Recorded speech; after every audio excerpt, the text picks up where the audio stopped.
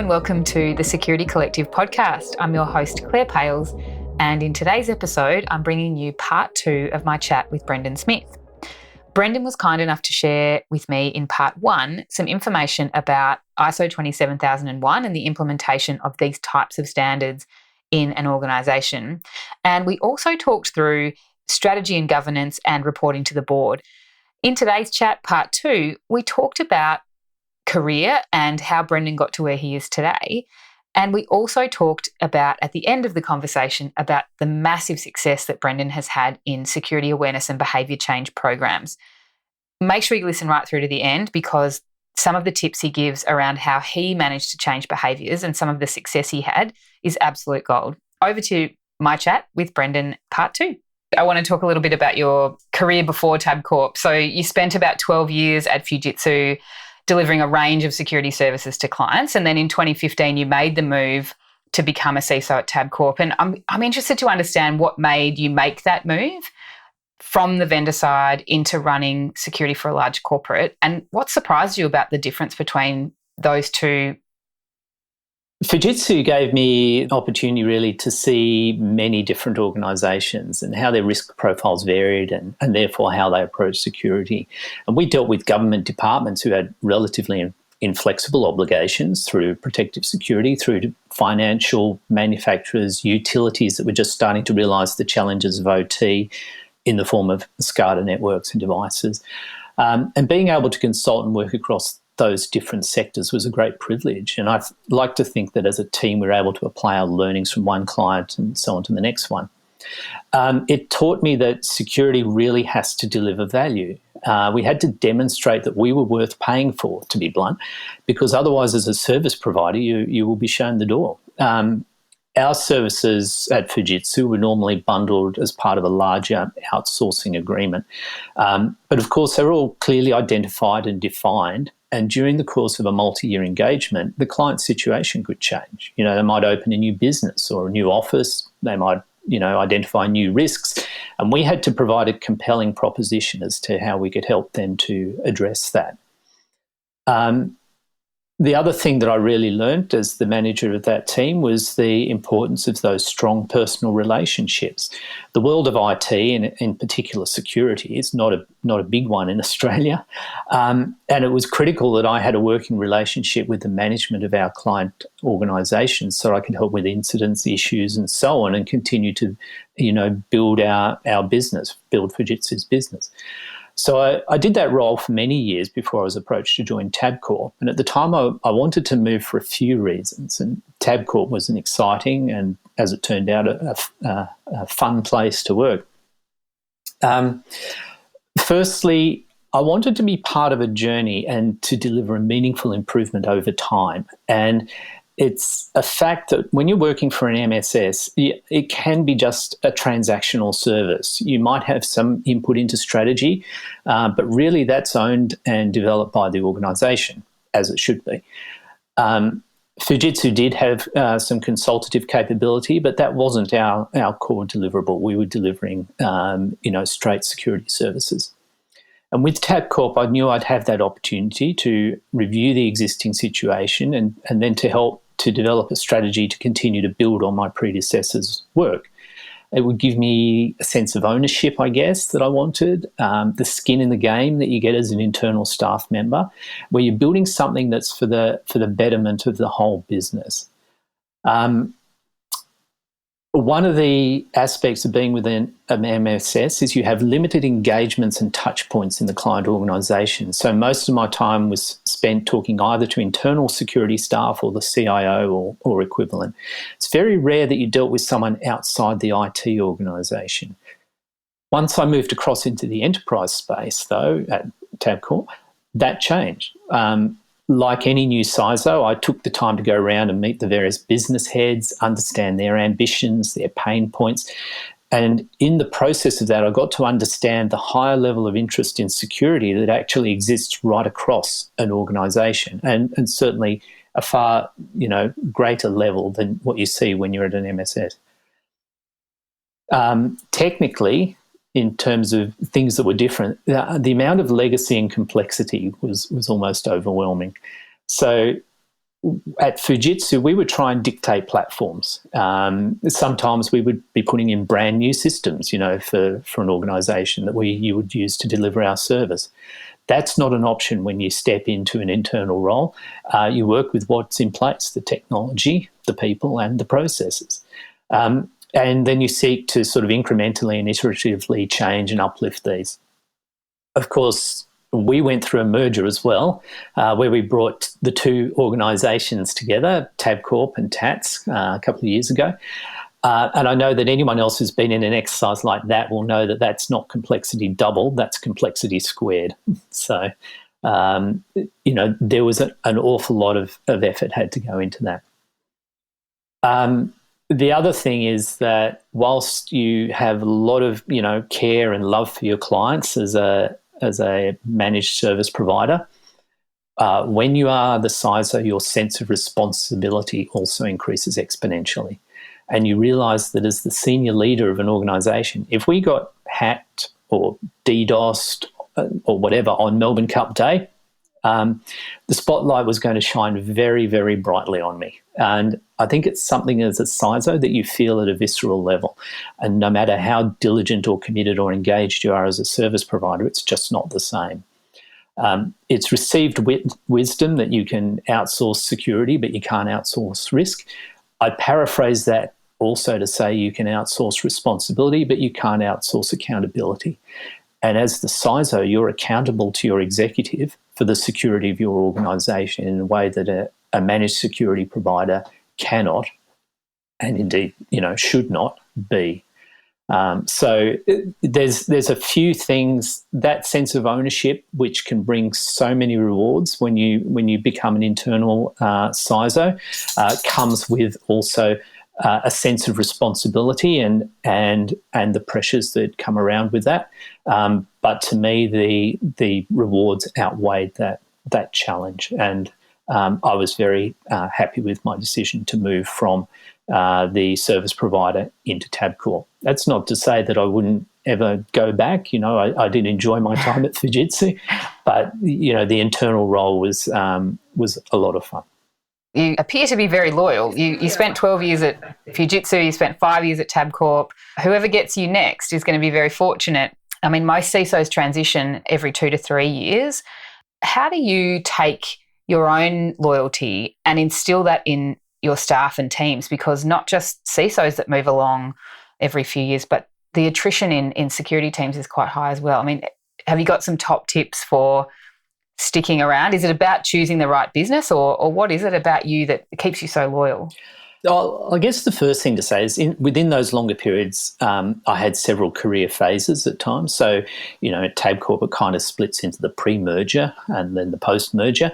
And that, was a really challenging period going through that merger. And so with those challenges comes interest and, things that you want to do and achieve. We had to merge, and we doubled the size of the security team and insourced some functions and consolidated tool sets. And we had to do all of that internally within the security team so we could then turn around and face outwards and assist the rest of the technology organisation with their integration. And during that period, we had to, think about the risks that were being introduced. There's lots of change which can lead to incidents, gaps, pressure to shortcut security practice and so on. We wanted to make sure that we maintained the security posture, and that's not an easy balancing act, and one that tested all of the leaders in my team as well as myself. But I know what you mean. CISOs do tend to move quickly, and I think it's partly because it's a very stressful role, and sometimes you don't realise that when you're actually right in the middle of it. And I talked about earlier about that sense of responsibility and accountability and so on, but that's only part of it. It's a demanding role from a delivery point of view as well. You're expected to lead a function, manage people, manage budgets, make key decisions that impact on the risk profile of the organisation, educate and inform senior managers and the board, present. There's a lot of actual just stuff that you need to do. For me, spending only a short period in the time in one role wouldn't be enough. I want to be able to make a meaningful contribution to the company as a whole, not just the security maturity. And that means spending enough time in learning the business that I can design and iterate a security strategy and program that enhances and enables the business strategy. And that's one of the things I've said often, I'm not here to produce a shiny security strategy. I'm here to figure out how to secure your business strategy. And that's kind of a slightly different mindset. And once you've got that, that security strategy that you've put together, you then need to execute on the program, and enabling and empowering your team to do interesting security work and produce great outcomes is probably the single most rewarding thing that you can do as a CISO. I've always found that there are plenty of challenges, and yes, I guess I am loyal to an organisation and to the managers that I've worked for over the years. I'm certainly not one of those CISOs that moves on for the sake of it or because they feel they've hit a milestone or for the next big thing. I'm there to do a job. I've been engaged to do a job, and I'll stay until I feel that I've reached a natural end point. Whether that's the time at the end of Fujitsu or my time at the end of Tabcorp. Okay. Now, the question about loyalty of the team, I think, comes down simply to how you engage, enable, empower, and how authentic you are as a person. I know that those are buzzwords that get thrown around an awful lot at the minute. Authentic leadership seems to be, the flavour of the month. Well, it's been around for a couple of years, I guess. It's really hard for me to actually define exactly what it is that I do in order to, encourage my team members to stick around, because it's something that's I do naturally. It's part of my persona and my personality. I think perhaps it's the fact that I have strong technical skills. I'm very keen to assist and mentor people in their roles and to help to build them up. I don't feel threatened, or I don't feel the need to, make people feel like I'm the superstar in the organisation. There's a lot of people coming through in security now who are absolutely brilliant and are bringing amazing skills into the organisation, and will be far more technically competent than I am. But I think that if you're able to ensure that you build a good working relationship, people will stick around. And I've been fortunate at Fujitsu and at Tabcorp. I've had low turnovers in my security teams, and people have stayed for long periods of time. I've had people who've left for greener pastures and then call up for a coffee 6 months later wondering if they could come back and rejoin the organisation, which is very gratifying. Normally because after 6 months you haven't still managed to fill the role, so it's good to get them back again. I think that if people are leading naturally and leading, with a view to not being the superstar CISO, but rather that, we are the security team and we're going to do this as a team, then the loyalty will come. I love that it's part of your persona, but also I think your tips were really important. And, the talking around rolling up your sleeves, and because you are technical, you can, I guess, coach and lead in the technical space, as well as teaching leadership traits to your staff as well, and setting an example. So as a role model, if you're there for a long period of time and you're committed and loyal, then people will look up to you and see that as well. So, and I know that there are many security professionals who do leave and come back to organisations as well because of the boss. And, I've talked a bunch of times to lots of people on this podcast about the importance of having a great boss. And, when you choose an organisation, you're not just choosing that organisation, you're actually choosing your boss. And that can be the absolute make or break of your time in an organisation. I want to finish up by talking about your passion around employee engagement and security awareness. And I've heard security leaders say that as an industry, we're failing in security awareness because ransomware still happens and people click on links and people Gmail themselves so that they can work at home. And, behaviours are possibly not changing as rapidly or on as grand a scale as we would like. And I'd just be interested to know, what's your experience in these influence and behaviour change campaigns? Yeah, it's a really, really difficult thing to do. And, it's not been made any easier by the events of the last, 12 months when everyone's, suddenly had to rush home. Security teams, I feel historically at least, have had an image problem, as the Department of No or the Internal Security Police. And the policies and technical constraints that we've put in place have tended to show that we don't really trust the users and really only have maybe a secondary concern about how easy it is for them to do their work. And it's been a bit of a black and white restrictive approach. And then that began to change a little while ago, and some organisations made some great advances with really innovative programs. I remember hearing about one at ANZ Bank, for example. But too many of the changes actually tend to be the same approaches and mindsets, just with more colourful posters. And you can't change attitudes and behaviours like that. We had an external organisation, PwC, came in and did a security engagement culture survey for us to understand exactly how the team was perceived and what was the general level of security awareness across the organisation.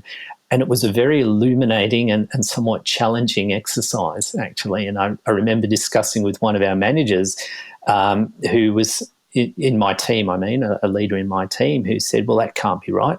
Everyone knows where the security policies are. And I'm like, clearly not, because they've just done a survey and they've said this, So it gave us some really clear guidelines about where to focus our efforts. Our approach, and incidentally, we had to report that to the board, that document, and report our progress on it. So it was being taken very seriously at Tabcorp. Our approach consisted of two main streams. The first was to really up our level of engagement, making the team easier to contact with a single email address, ensuring we were sending out lots of information in an easy-to-understand manner, making sure we were seen as approachable. Warning emails we sent out about phishing and smishing would have screenshots and, not much more than 3 dot points of what to do. And at every opportunity that I got, I'd go and speak to monthly leaders meetings, town halls, about what was going on at Tabcorp in terms of attacks and our response projects and what they could do to help as well, but also what was going on in the news, what they might have seen, what they needed to be aware of. The second thing we did was to make the messaging and some of the threats personal and real. And I think that's one of the key things to helping people to take it all on board. For example, when we ran our security awareness days, we'd had displays showing real-time security operations consoles, which were always a bit interesting. And they help with the engagement piece. If people see, the IDS blocking traffic from certain nation states in real time, then all of a sudden they understand that, well, yes, Tabcorp is under attack, and, it's not all just theoretical. There are things that the security team does that matters. And more importantly, there's stuff that they might do that matters as well, because, things are actually happening. But apart from those displays, we had a lot of stuff about how they could secure and store their own personal passwords, what they should do with their Gmail account to prevent phishing, how to set up 2FA on their banking accounts. We would be giving them out information about that, giving out free antivirus for the home PCs, showing how to switch on automatic updates for Windows, etc. And our logic there was that if you showed people how to be more secure in their personal computing, it would bleed across into their behaviours in the work setting. We wouldn't have this big discrepancy in people's minds between the secure workplace, where incidentally someone else took care of all of that stuff and kept me secure, and the insecure home environment where we just trust that we're okay because, hey, who's interested in me? We made sure that everyone knew that actually you're facing the same security challenges at home now. You don't have an IT department to fall back on, so here's what you can do about it. And that approach is even more important now because the distributed work model that we've got. So it's absolutely in the interests of all security teams to have the users being educated and aware of what's going on in their home computing environments, because that's where they're accessing the corporate data from.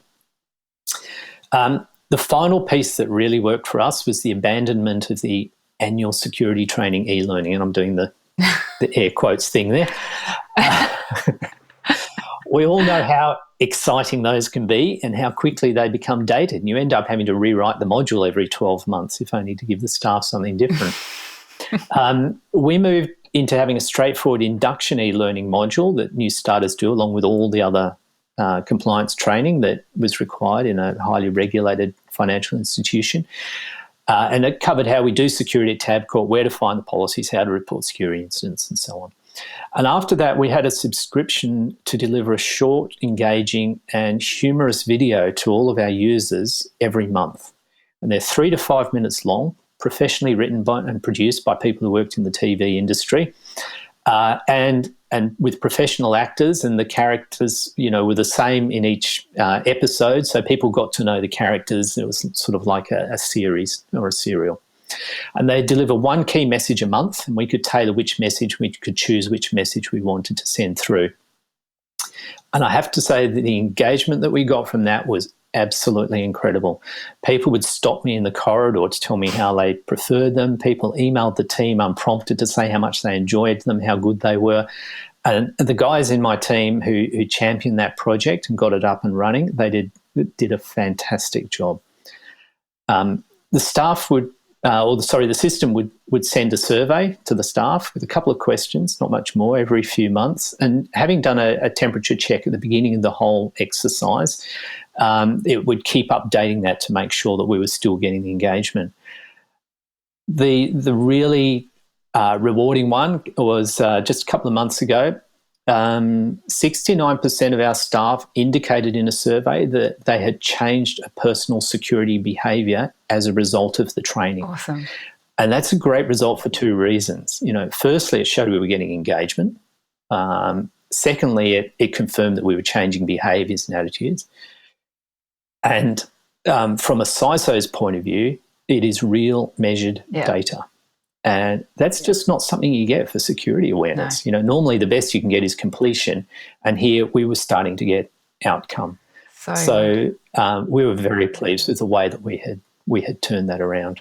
Brendan, I'm so pleased that I asked you that question, because there is a lot of gold in there for my listeners around how to develop and deliver a really great security awareness program and a behaviour change program. I'm not a firm believer in the term awareness, because being aware doesn't change behaviours. It just is information in your brain, but you need that call to action. And it also strikes me that what you delivered in that program doesn't come for free. And so, investing real money into people, because people are the gap in cybersecurity. They're not the break in the chain all the time, but us being able to educate them as to why they would change their behaviour, and in a way that you're doing it where you're engaging them because they're interested in seeing what comes next. And, I think understanding your audience is so key, and you obviously knew what your employee community was like, and you delivered a security behaviour change program in a way that they would enjoy consuming it. And, I think it's brilliant. So thank you for sharing your wins and your experience. And thanks for joining me on the podcast today. No problem. Thanks for having me.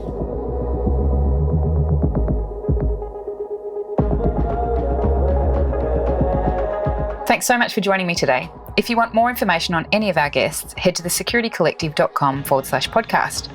This podcast is produced by East Coast Studio. I'm Claire Pales, and I look forward to seeing you next week.